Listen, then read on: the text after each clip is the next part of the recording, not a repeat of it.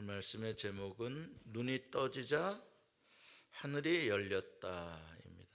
전 요한계시록의 전체 제목으로 이 제목을 잡습니다.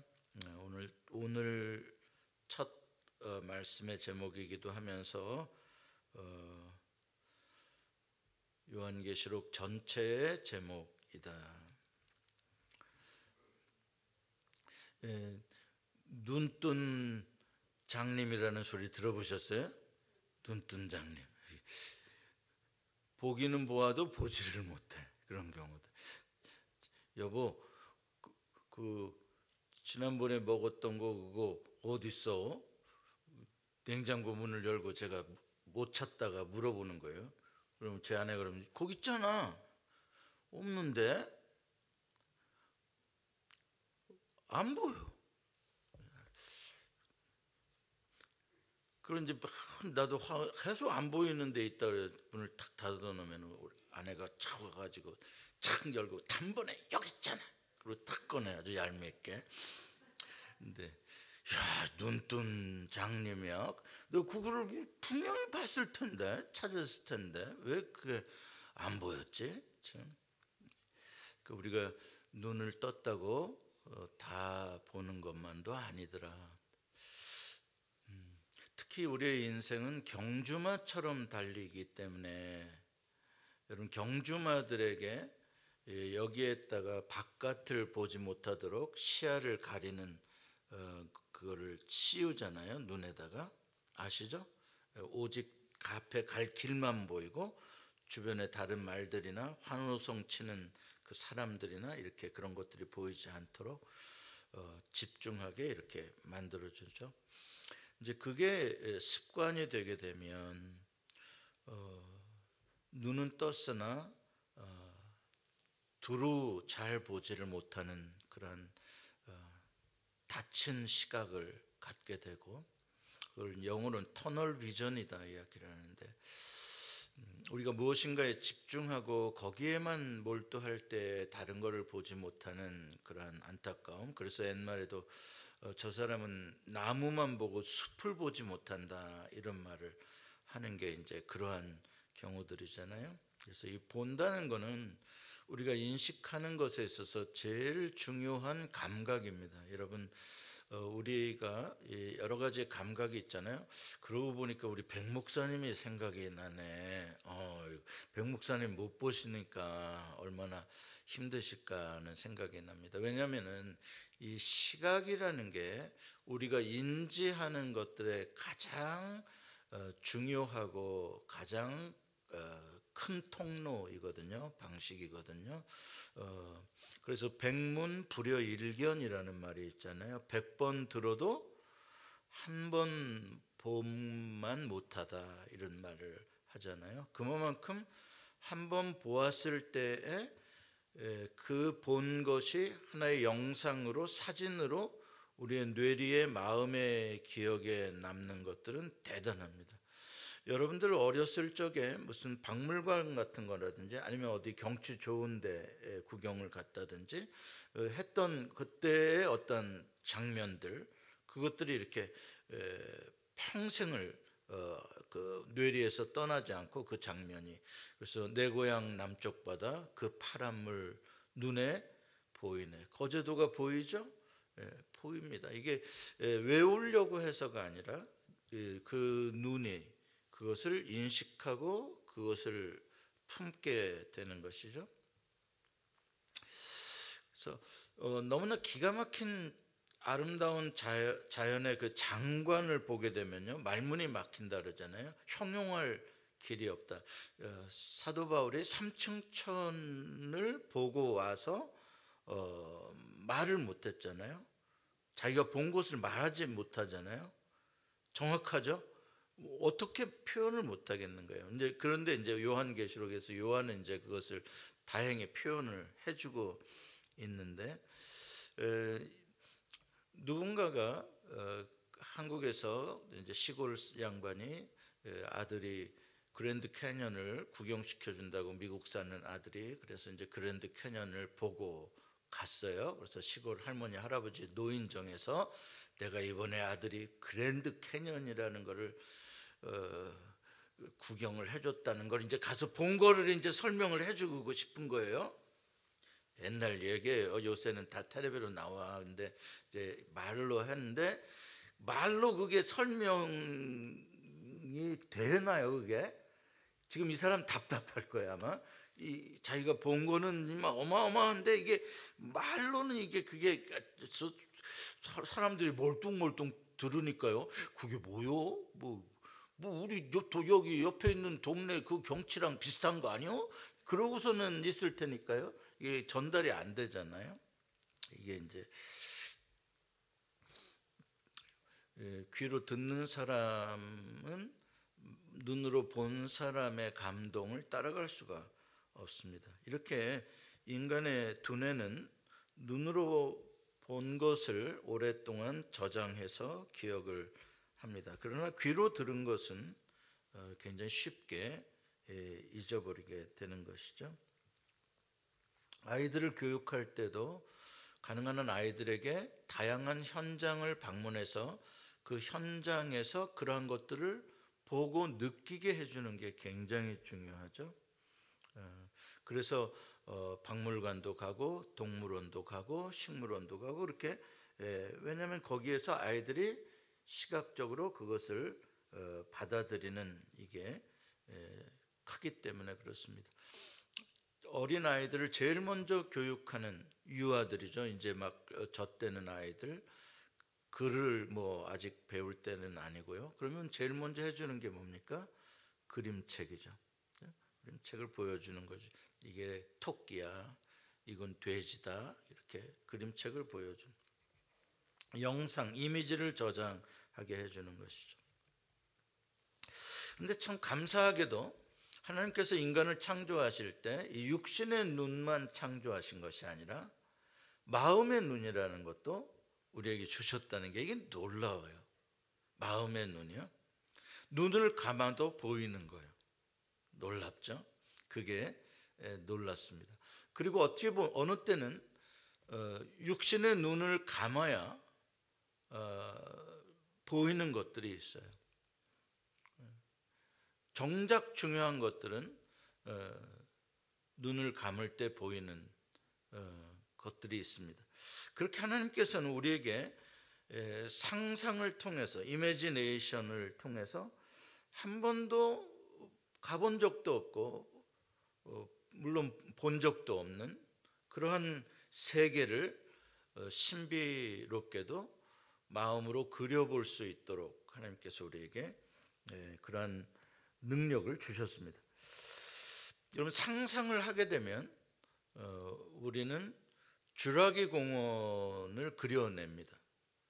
주라기 공원의 영화를 만든 사람은 그 세계를 갔다 왔겠죠? 그 세계 수천 년 전에 수억 년 전에 살았던 사람입니까? 아니죠. 다 뭐예요? 상상이죠. 그런가 하면 또 상상을 하게 되면 그런 과거로만 갈 수 있는 게 아니라 또 수천 년 후에 미래에 우주선을 타고 저 화성에다가 아파트를 짓고 살아가는 그러한 수많은 공상과학 영화들의 세계를 만들어내죠. 여러분 아바타라는 영화를 보면서 신기하잖아요. 저게 누군가의 머릿속에 그려졌던 그 그림을 영화화했을 거란 말이죠. 그 세계 말이에요. 우리에게 그러한 놀라운 세계를 상상할 수 있는 마음의 눈이 있다는 것은 정말 신비로운 일입니다. 우리가 성경을 읽으면서 그냥 문자의 뜻만 그 기록된 문자만 보려고 하는 것보다는 그리고 그 문자를 해석하기에 급급하기보다는 언제나 상상을 통해서 그 이야기가 펼쳐지고 있는 현장 속으로 들어가 보는 것 이게 굉장히 중요한 제가 내러티브로 성경을 읽어라는 훈련 가운데 늘 무엇이 보이십니까? 라는 질문을 하지 않습니까? 상상을 통해서 우리는 얼마든지 그것이 이루어지고 있는 세계 속에서 그 중요한 이미지들을 우리는 볼 수가 있는 것이죠. 그래서 여러분들이 신약의 복음서들을 이렇게 읽어보십시오. 예수님이 갈릴리 해변에 배에 오르사 거기서 해변가에 앉은 사람들에게 천국에 대한 복음을 말씀하신다. 그럼 그림이 펼쳐지지 않습니까? 해변이 펼쳐지고 거기 고깃배들이 있고 예수님이 그 배 위에 올라가시고 그 앞에 사람들이 모여 있는 이런 그 영상이 펼쳐지는 것과 마음의 눈으로 그게 다 보이는 거죠. 근데 중요한 건 그걸 보려고 할 필요가 있다는 거죠. 그걸 닫지 말라는 거죠. 자연스럽게 하나님께서는 우리에게 그런 상상의 이미지를 하도록 만들어 주신 겁니다. 예수님께서 한 나병 환자가 가까이 와서 주께서 원하시면 저를 고치실 수 있습니다라고 할 때 내가 원하노니 깨끗함을 입으라라고 하실 때 그의 몸에 손을 대시고라고 할 때 그런 것들이 다 그냥 문자가 아니라 그 모습이 그냥 영상으로 그대로 그냥 찍혀버리는 거죠. 우리의 마음속에 그 문둥병자를 만져주시는 그 예수님의 그 눈길, 그 손길 이런 것 말이죠. 이게 보이는 겁니다. 제가 왜 이걸 서두에 말씀하냐면 요한계시록은 보여주는 책입니다. 요한계시록은 보여주는 책이다. 요한복음도 이제 요한계시록 말고 사도 요한이 쓴 요한복음도 표적이라는 단어가 매우 중요한 단어입니다. 표적이라는 건 사인이죠. 사인이라는 건 보는 것을 말하는 겁니다. 보고 그 영상을 저장하고 그 영상 속에 담겨진 예수가 누군지를 지속적으로 생각해내는 것이죠. 보여주는 복음입니다. 그래서 요한복음이 보여주는 복음이고 요한계시록 또한 보여주는 책입니다. 그래서 여러분들이 요한계시록을 읽고 나중에 뭐가 남으면 될까? 뭐 7년 환란은 어떻게 되고 뭐 몇 번째 천사가 무슨 인을 떼고 몇 번째 인을 떼고 뭐 몇 번째 뭐 나팔이 불리고 뭐 몇 번째는 뭐가 나오고 그걸 순서를 무슨 뭐 외우는 그것이 중요한 게 아니고 어떤 영상이 하나가 딱 남는 것이 중요합니다. 예수님께서 세례를 받으실 때 요단강에서 영상이 하나가 딱 스틸 화면처럼 찍힙니다. 예수님이 물 위로 올라오실 새, 그렇죠?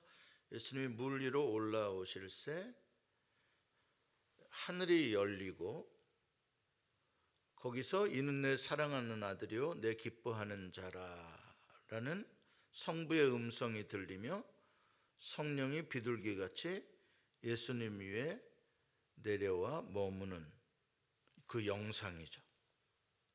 그 영상. 이게 이제 예수님이 누구신가, 그렇죠? 앞으로 예수님이 어떠한 사역을 하게 될 것인가에 대한 그 매우 중요한 영상입니다. 높은 산에 올라갔을 때에 변화산에서 제자들이 보고 놀라는 장면들, 영상입니다. 예수님이 빛나는 모습으로 변화되어지는, 그리고 거기에 모세와 엘리야가 예수님과 함께 대화하는 그분의 영상. 이분이 누구신가, 예수가 누구신가에 대한 많은 메시지를 주는 영상이죠. 그렇죠? 그것을 품고 있는 것은 매우 중요한 거죠. 마찬가지로 요한계시록은 우리에게 그러한 영상을 많이 기억에 남도록 아주 강력한 그러한 영상, 이미지로 우리에게 예수가 누구신지에 대해서 보여줍니다. 그러니까 우리는 그것을 보고 그 예수님에 대한 계시의 영상을 보여주는 그 영광을 보고 그것을 저장해 놓는 게 매우 중요한 거죠. 예수님이 이런 분이시다. 요한계시록에서 보여주는 예수님의 이미지는 뭐냐? 결론적으로 가서 보면 보좌에 계시니 만물을 다스리시고 심판하시고 통치하시는 전능하신 분,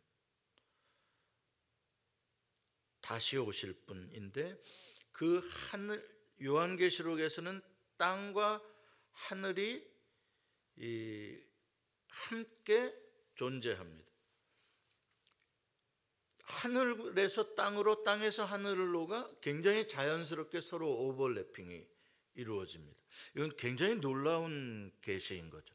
왜냐하면 제가 아까 말씀드렸잖아요. 땅의 것만 추구하고 땅을 파고 살아가는 사람들에게서 하늘을 안 봐요. 하늘이라는 세계는 정말 저 멀리 초월적인 어떤 곳, 도달할 수 없는 너무나 먼 어떤 세계로 존재합니다. 특히 영지주의자들의 경우에 있어서는 땅과 하늘이 혼재할 수 있음, 오버래핑이 될 수 있음이라는 건 상상할 수가 없는 일입니다. 왜냐하면 영의 세계는, 하늘의 세계는 너무나 거룩한 세계이기 때문에 땅으로부터 같이 공유되어질 수 있는 게 하나도 없는 거죠. 완전히 단절되어진 세계죠. 자, 그런데 예수님께서 세례를 받으실 때에도 어떻게 돼요? 하늘이 열린단 말이죠. 하나님의 통치와 이 땅에서의 라이프가, 인간들의 라이프가 연결이 되어지는, 두 세계가 함께 공유되어지는, 하나가 되어지는 예수님의 통치입니다. 요한계시록도 똑같습니다. 계속해서 하늘이 열립니다. 계속 하늘이 열리고, 지금 이렇게 이 땅에서는 죽어가고 신음소리에 어둠과 절망과 더러움과 악함이 있는데도 불구하고 바로 열린 하늘 세계 속에서는 그 모든 것들을 투명한 유리바다와 같은 것을 통해 다 보고 계시며, 불꽃 같은 눈동자로, 불타는 눈으로 다 보고 계시며, 그 모든 역사를 다스리고 주관하시고 알고 있으며, 이 땅에서 이루어지고 있는 모든 성도들의 고난과 아픔과 기도와 그 모든 피와 눈물이 이 하나님 앞에 바로 상달되어지고, 그들이 하나님의 동역자가 되어서 그들의 기도와 피와 눈물을 하나님이 받으심에 따라서 이 세상을 통치하시는 그 그림이 보이는 거예요. 열린 그림. 하나님의 나라가, 그 하늘나라가 이 땅에 지금도 펼쳐지고 있고 하나님의 통치가 이루어지고 있음에 예수의 보좌가 보이는 거죠. 이제 이 그림을 보면, 그 영상을 마음속에 품고 우리는 살아가게 되면, 우리는 종말에 어떠한 이 땅의 그러한 악함과 답답함과 그 모든 어두움 속에서도 언제나 하늘의 영광, 찬란하게 비치는 하늘의 영광을 가슴에 품고 그 영광의 보좌를 바라보며 그 주님이 여전히 통치하시는 그분을 신뢰하고 이제 살아갈 수 있게 되어지는 그 영상이죠. 네. 그래서 요한계시록은 제목이 계시라고 적혀 있습니다. 마치 엄마가 그림책을 펼쳐서 아이에게 아름다운 자연의 세계를 보여주고, 또 거기에 등장하는 각종 캐릭터들을 이야기해 주는 것처럼 이렇게 예수님께서 요한에게 보여주신 장면들을, 들은 것들을 요한은 펼쳐서 우리에게 이야기를 해주고 있습니다. 계시라는 말은 말 그대로 unveiling입니다. 이거는 천으로 무엇인가를 덮고 있으면 그 안에 무엇이 있는지 모르잖아요. 천으로 덮으면 베일에 쌓여 있다 우리가 이렇게 표현하잖아요. 모르는 거예요. 그런데 그 베일을 걷어내면, 천을 걷어내면 이게 물이구나 아니면 이게 책이구나 이렇게 알 수가 있듯이 그걸 계시라고 하는 것이죠. 이렇게 구약 성경과 복음서를 통해서 하나님이 어떤 분이신지, 예수님이 어떤 분이신지에 대해서 어느 정도 계시가 있었어요. 그렇죠? 우리는 그 하나님이 보여주신 자연 계시나 구약의 역사적인 계시나 또 예수 그리스도 성육신하신 최고의 계시로서의 예수 그리스도를 통하여 우리는 보여주신 만큼 알게 됐습니다. 그만큼 우리에게 베일이 열렸던 거죠. 자, 그런데 주후 1세기까지 지금 오늘 요한계시록을 처음 듣는 초대교회 성도들 말입니다. 그 주후 1세기 말까지 아직 베일이 벗겨지지 않은 부분에 예수 그리스도 그분에 대해서 이제 마침내 베일이 벗겨져서 새로운 그들이 잘 몰랐던 예수, 전에는 몰랐던 예수를 보게 되는 것이죠. 예를 들어서 부활하기 전에 예수를 만났던 사람들이 예수님에 대해서 아는 것과 부활하신 예수를 만났을 때에 예수를 아는 것은 전혀 다른 차원이었던 것과 같습니다. 엠마오로 가던 제자들이 예수를 알아보지 못하죠. 왜냐하면 부활하시기 이전의 예수로만 알고 있었기 때문에 부활하신 예수는 몰라보는 거죠. 그러나 그들에게 예수님이 눈을 여시사 눈을 뜨게 하사 이분이 부활하신 예수구나라는 것을 보게 하시는 거죠. 새로운 계시가 그들에게 열리는 것입니다. 마찬가지로 지금 이 요한이 이 1세기 말에 성도들에게 아직까지 오픈하지 않으셨던 그 베일을 벗기시고 예수님이 이런 분이시다라는 것을 지금 보여주고 새롭게 보여주고 있는 것입니다. 여러분, 우리가 믿는 믿음은 주님에 대한 지식에 비례합니다. 우리가 하나님을 아는 만큼 믿게 됩니다. 모르는 하나님을 믿기는 굉장히 어렵습니다. 그래서 계시를 우리가 깨닫는 것은 굉장히 중요한 것이죠. 그래서 더 알려고 해야 되는 거예요. 우리가 힘써 여호와를 알자, 매우 중요한 겁니다. 왜냐하면 힘써 여호와를 알아야 그만큼 여호와를 더 믿을 수 있기 때문에 그렇습니다. 감기를 나을 수 있게 해주시는 수준에서의 여호와를 아는 사람은 감기 정도는 기도합니다. 그러나 암도 낫게 해주실 수 있는 수준의 여호와를 아는 사람은 암이 걸려도 낫게 해주실 걸 믿고 기도할 수 있는 것이죠. 이처럼 우리가 얼마만큼 여호와를 알고 그 하나님이 크신 분인가를 보느냐에 따라서 우리의 믿음도 그만큼 자라나는 것이죠. 주 1세기에 요한계시록에 계시된 내용을 몰랐을 때의 믿음을 가진 성도들과 요한계시록에서 보여준 예수에 대한 계시를 듣고 보고 난 다음의 믿음은 전혀 달라지는 것이죠. 왜? 전에 몰랐던 예수의 모습을 내가 보았기 때문에, 알게 되었기 때문에 그럼 그렇게 성장하게 되는 것이죠. 그래서 우리가 끊임없이 말씀을 연구하고 예수를 더 알려고, 하나님을 더 알려고 힘쓰는 건 뭐예요? 우리의 믿음이 그만큼 더 크고 성장하게 때문에 그렇습니다. 그래서 오늘 본문의 3절에 보면은 이런 표현이 나오죠. 같이 읽어볼까요? 시작. 이 예언의 말씀을 읽는 자와 듣는 자가 그 가운데 기록한 것을 지키는 자는 복이 있나니 때가 가까움이라. 여기서 말하는 복은 무슨 복일까? 복이 있다 그랬는데 성도들에게 있어서 제일 중요한 복은 무슨 복입니까? 복받자 그랬는데 복받자 뭐가 복입니까? 제일 중요한 복, 믿음의 복입니다.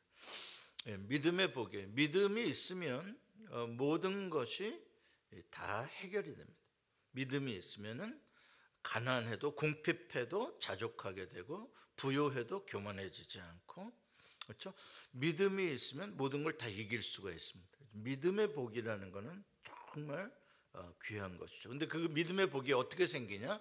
바로 이 계시의 말씀들을 읽고 배우고 듣고 하는 가운데에 내가 계시를 하나님을 더 알아감에 따라 믿음이 더 견고해지게 되기 때문인 것이죠. 그래서 이런 믿음이 있으면 이제 어떤 고난에서도 어떤 형편에서도 우리가 자족하며 행복하며 이겨낼 수가 있는 것입니다.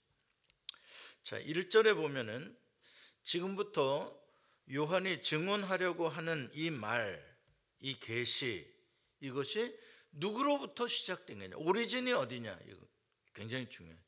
그 오리진이 어떻게 요한에게까지 전달이 되었느냐, 또 누구에게 전달되기를 원하느냐, from to, 이게 굉장히 중요한 거죠. 왜냐하면 누구로부터 나왔느냐는 이 메시지의 진실성과 유효성과 권위가 결정되기 때문에 그렇습니다. 이 메시지가 요한이 만들어낸 자작글이다. 그럼 별거 아닌 거죠. 요한이나 나나, 그렇죠? 별거 아닌 겁니다. 그런데 이 메시지의 오리진이 어디냐면은 하나님이시다. 하나님이 주신 것이다. 하나님으로부터 시작이 되었다. 하나님은 어떤 분이십니까? 시건치 아니하시는 분이시죠. 하나님은 한번 입에서 나온 말씀은 반드시 완성하시는, 성취하시는 분이시죠. 그러니까 우리는 이 말씀이 실로 참되고 능력이 있는 유효한 말씀이라는 것을 우리가 믿을 수가 있는 것이, 이 말씀은 하나님이 계시를 해주신 것이기 때문에 그것을 그리스도에게 주셨고, 예수님께서는 천사를 통해서 요한에게 전달을 했습니다. 그리고 이제 이 요한은 이 계시의 최종적인 목적지인 교회의 종들에게, 성도들이죠, 교회의 종들에게 자기가 본 것을 다 증언하는 것이 지금 요한이 받은 사명이 되는 것입니다. 그 계시의 출발점은, 시작점은 어디라고요? 하나님. 계시를 전달해 주시는 분들은 예수 그리스도, 천사 요한을 통하여 소아시아의 7교회 성도들, 그리고 오늘날 우리들에게까지 이제 그 최종적인 목적지에 해당이 되는 것입니다. 이 계시는 절대로 요한 개인이 지어낸 환상이 아닙니다. 이 계시는 하나님께서 그때 그 1세기 말에 교회가, 성도들이 처한 상황 속에서 꼭 필요한 특별한 계시의 말씀인 것이었죠. 따라서 이 계시는 아주 유효하고 반드시 그대로 이루어지는 계시입니다. 자, 그렇다면 이 계시의 내용은 무엇인가? 무슨 내용이 계시되었는가? 첫째는 예수 그리스도이십니다. 거기 보면은 1절에 예수 그리스도의 계시다라고 되어 있습니다. 예수 그리스도의 계시다. 이 말은 예수님이 주어로서 예수님께서 주시는 계시다라고도 말할 수가 있겠지만, 예수님이 목적어로서 예수님이 바로 그 계시의 대상이시다, 예수 그리스도에 대한 계시다라는 의미로도 우리가 해석할 수 있는 내용입니다. 그러니까 예수님이 말씀하시는 계시, 또 예수님에 대한 계시, 이 모든 것들을 다 의미합니다. 이것이 요한계시록을 기록하는 전체의 내용, 목적입니다. 예수 그리스도를 알게 하는 것입니다. 예수 그리스도를 알았지 않습니까? 지금까지. 예, 알았다니까요. 모르는 게 아니에요. 계시된 만큼 알았고, 이 지금부터 계시하려는 이 내용은 아직까지 계시가 안 됐던 것들이에요. 아니면 부분적으로 일부 어떠한 비슷한 계시들이 있었던 거죠. 그러나 이것 지금부터 계시하고자 하는 것들은 너무나 분명하고 새로운 예수님에 대한 내용인 것이죠. 그것을 우리가 알게 되는 것, 예수님에 대한 일부분의 지식에 갇혀 있지 않고 이제 지금부터 보여주는 새로운 예수님에 대한 계시를 보고 예수님에 대한 믿음을 새롭게 하라. 그래서 믿음이 더 성장하라라는 의미인 것이죠. 예수님께서 제자들과 함께 빌립보 가이사랴 지방을 가실 때에 던졌던 질문이 있습니다. 세상 사람들이 나를 누구라고 하더냐라고 물었습니다. 그때 제자들이 세례 요한이라고도 하고 더러는 이사야라고도 하고 더러는 선지자 중에 하나라고도 말을 합니다라고 대답을 했습니다. 그때 예수님께서 제자들에게 그렇다면 너희들은 나를 누구라고 하느냐라고 물으셨죠. 베드로가 마가복음에는 주는 그리스도이십니다, 살아계신 하나님의 아들이십니다는 마태복음에서 이제 추가가 된 거고요. 원복음인 마가복음에서는 주는 그리스도이십니다라고 대답을 했습니다. 자, 이 대화에서 예수님이 정작 알고 싶었던 것, 왜 이 질문을 던졌는가? 알고 싶으셨던 게 뭘까? 예수님께서 또 우리에게 알려주시려고 했던 주제가 뭘까? 세상 사람들이 예수를 누구라고 하느냐? 아니요, 그게 아닙니다. 어차피 세상 사람들은 예수님의 계시를 보아도 눈뜬봉사처럼 보지를 못합니다. 잘 모릅니다. 부분적으로만 압니다. 그러나 예수님의 제자들은 세상 사람들하고는 다르죠. 그들은 이미 선택받았고 예수님과 함께 3년 이상을 함께 머물며 잠을 자며 예수님의 일거수일투족을 함께 경험하고 살았던 사람들입니다. 예수님은 그들이 예수님을 누구라고 하느냐가 중요했던 것이죠. 그렇죠? 그런데 베드로가 주는 그리스도시다라고 대답을 하니까 예수님께서 굉장히 기뻐하셨습니다. 물론 여기서 주는 그리스도 메시아이십니다라는 대답은 여전히 예수님에 대한 완전한 믿음의 고백은 아니었다는 걸 우리가 알 수가 있죠. 다윗 왕국을 회복할 정치적인 그런 육체적인 혈통 속에서의 다윗의 후손 메시아로서 고백을 한 것이지 온 우주적인 통치자, 그렇죠? 모든 인류를 구원해 내실 구원자로서의 메시아라는 고백까지는 못 갔습니다. 또 죽음 이후에 다시 부활하실 메시아, 장차 다시 오실 심판의 메시아까지는 아직 가지 못했던 고백이죠. 베드로의 고백이. 그렇기 때문에 베드로는 예수님이 육체적으로 체포를 당하시고 또 죽음에 넘겨지게 되자 베드로의 믿음은 정말 물거품처럼 사라지게 되었던 것을 우리가 보게 됩니다. 그러니까 우리가 가지고 있는 믿음이라는 게 부분적으로 내가 생각하는 수준의 메시아 그리스도일 때는 어떠한 한계 상황 속에서 얼마든지 허물어져 버릴 수 있는 그러한 믿음인 거죠. 그래서 우리가 예수를 알고 더 힘써 알아야 하는 이유는 더 큰 예수, 바른 예수를 알면 알수록 우리의 믿음이 견고해질 수 있기 때문에 그런 것입니다. 무너졌던 베드로도 부활하신 예수님을 만나고 나서 이제 새로운 계시를 보게 된 거죠. 예수님이 죽음을 이기시는 예수의 계시를 보게 되었고 알게 되었고, 자 그때부터는 이제 믿음이 달라지죠. 이제 웬만한 핍박과 고난을 견뎌낼 수 있는, 죽음을 극복할 수 있는 순교도 가능하게 해주는 믿음으로 성장하게 돼요. 왜요? 죽음을 극복한 예수를 내가 보았기 때문에. 그렇죠. 이렇게 새로운 예수를 만나고 경험한다는 것은 우리에게 엄청난 믿음의 힘을 주는 것입니다. 그러나 이제 문제는 예수님이 승천하신 이후로 많은 세월이 지났지만 예수님이 다시 오지 않으신 거예요. 적어도 한 60여 년의 세월이 지나갔어요.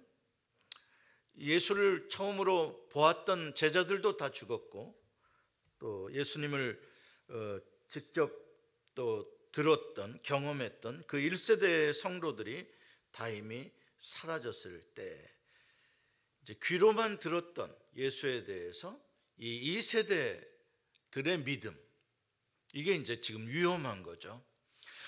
직접 눈으로 보고 예수를 경험한 사람들로부터 직접 들은 메시지라면 모르겠는데 벌써 몇 단계를 거쳐서 세월이 지나서 전해지는 그 예수에 대한 이야기를 받은 사람들이 지금 이 초대교회 1세기 말의 초대교회 성도들이라고 할 때 그들이 과연 얼마나 이 고난 가운데서 더군다나 극심한 로마의 핍박과 엄청난 경제적인 손실, 또 육체적인 고통, 심지어는 노예 섬의 반모섬 같은 데 유배당하기도 하고 경기장에 사자의 밥으로 끌려가기도 하는 이러한 고난을 견뎌낼 만한 믿음일까? 베드로는 주는 그리스도시다라고 고백한 지 얼마 되지 않아서도 어린 계집종 앞에서 예수를 모른다고 부인할 정도의 믿음밖에 되지 않았는데 그 믿음이 과연 이 1세기 말에 성도들의 주어 들었던 그들의 믿음이 과연 얼만큼 이것을 견뎌낼 수 있을 것인가 하는 것은 정말 심각한 문제가 아닐 수가 없는 것이죠. 이 주전 1세기 소아시아에 살고 있는 이 성도들을 한번 생각해 보십시다. 그들은 이미 지리적으로도 예수님이 활동하셨던 갈릴리나 그 유다, 예루살렘 거기에서 벌써 수천 마일 떨어진 타국이고요. 문화적으로도 완전히 다르고요. 시대적으로도 벌써 예수님과 60년 이상의 차이가 나고 있습니다. 예수님이 그들이 알고 있는 예수님은 어떤 예수입니까? 유대인으로서의 예수님입니다. 그 예수님은 유대 땅 안에 거하셨던 갈릴리를 그렇게 넘어서지 않으셨던, 물론 약간의 수로보니게 정도까지 이렇게 가는 정도까지 있었지만 아무튼 그 바운더리를 벗어나지 않은 그 바운더리 안에 그 유대 민족이라는 그 민족성 안에 또 그 유대인의 전통과 그 상황 속에 있었던 그 예수, 인간으로서의 예수, 그것으로 이제 알고 있는 예수입니다. 물론 예수님이 부활하셨고 승천하셨고 또 영광의 왕으로 재림하신다라는 것을 다른 믿음의 선배들로부터 전해 들었던 것은 사실입니다. 그러나 이렇게 수십 년의 세월이 지나도록 예수님은 오시지 않으셨습니다. 그러한 상황 속에서 과연 그들이 알고 믿고 있는 예수님이 그 무서운 현실의 파워, 영원한 권세일 것처럼 보이는 대적할 자가 없는 절대적인 힘을 가진 로마 황제와 그 제국에서 과연 예수는 계시는가, 여기에 계시는가? 나의 왕이 되시면 내가 이 제국을 이겨낼 수 있도록 나를 도우실 수 있는 실제적인 분이신가? 이게 이제 얼마나 느껴질 수 있느냐는 것이죠. 나의 예수님, 이 현장 속에 계시는 예수라는 게 얼마나 몸에 와닿겠느냐, 이게 이제 제일 어려운 문제입니다.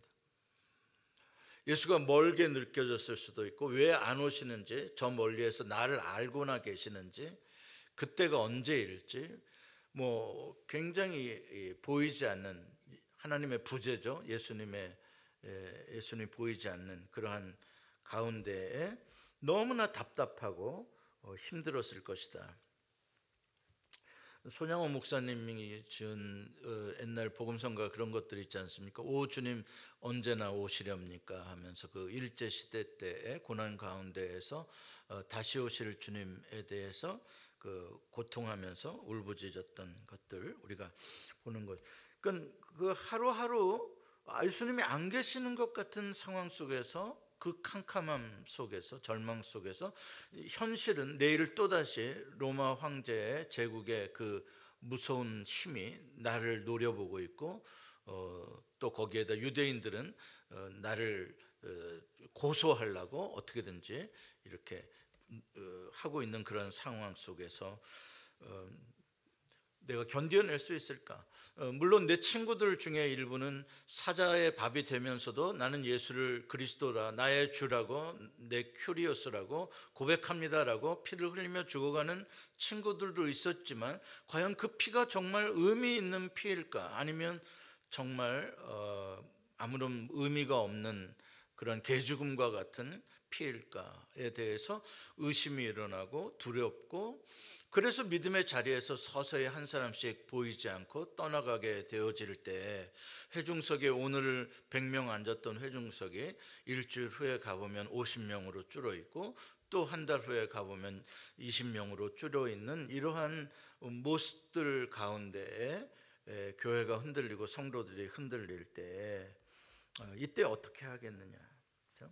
이때 이 위기에 바로 하나님께서는 예수 그리스도에 대한 새로운 계시를, 예수님을 직접 눈으로 보고 그 음성을 듣고 그분이 어떤 분인지를 다시 확인시켜주는, 다시 확인 정도가 아니라 전혀 새로운 모습으로 보여줌으로써 이 성도들에게 그 모든 시간들을 이겨낼 수 있는 힘을, 믿음을 주셔야 되겠다라는 생각을 당연히 하셨을 것이다. 교회의 머리 대신 우리의 왕이신 예수 그리스도께서. 그래서 이제 이 계시의 말씀을 주신 것이다. 시간이 많이 돼서 오늘은 나머지 부분 제가 다음 주에 조금 이어서 하기로 하고요. 오늘 여기까지 하겠습니다.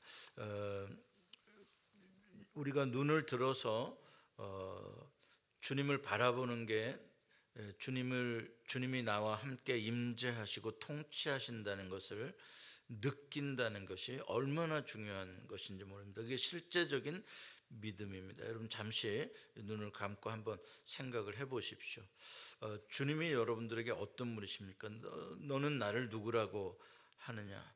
여러분들의 삶에서 주님의 임재가 느껴지십니까? 주님이 얼마나 크신 분이신지 느껴지십니까? 여러분들의 삶의 모든 고난과 어려움과 역경을 다 이겨낼 수 있도록 그 모든 것을 아시고 다스리시고 나에게 힘을 주시는 분이라는 게 느껴지십니까? 만약에 그렇지 않다면 우리가 다시 마음의 눈을, 영의 눈을 열어서 믿음의 주요 또 온전케 하시는 그 예수 그리스도를 바라보고 나의 삶이 답답한 이 세상의 삶으로 어두움 가운데 있지 아니하고 하늘의 문이 열려진 하나님의 통치와 나의 삶의 이 땅의 삶이 연결되어진 그 세계를 마음의 눈으로 바라보시면서 그 하나님을 온전히 신뢰하게 되시기를 바랍니다.